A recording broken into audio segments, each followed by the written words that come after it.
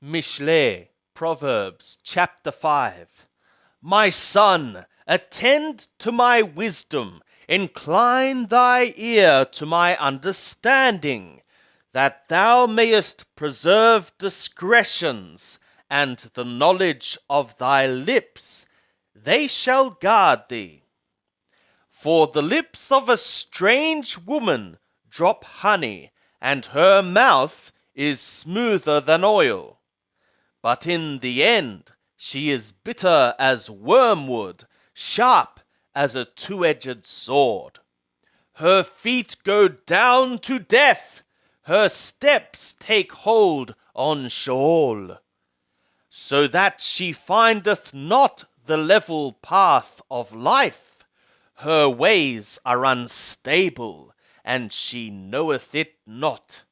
Now therefore, my sons, hearken to me, and depart not from the words of my mouth. Remove thy way far from her, and come not near the door of her house.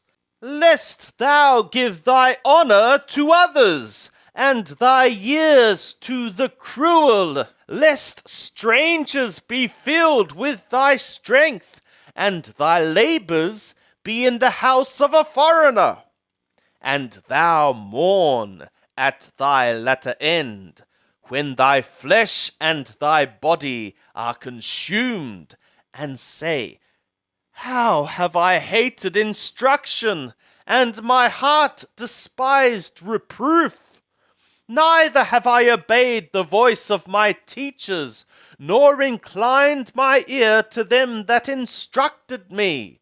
I was almost in every evil in the midst of the assembly and congregation. Drink waters out of thy own cistern, and running waters out of thy own well. Should thy springs be dispersed abroad, and streams of water in the streets? Let them be for thyself alone, and not for strangers with thee. Let thy fountain be blessed, and rejoice in the woman of thy youth. As a loving hind, as a pleasant doe, let her breasts satisfy thee at all times, and be thou ravished always with her love. For why shouldst thou, my son, go astray by means of a strange woman, and embrace the bosom of a foreigner?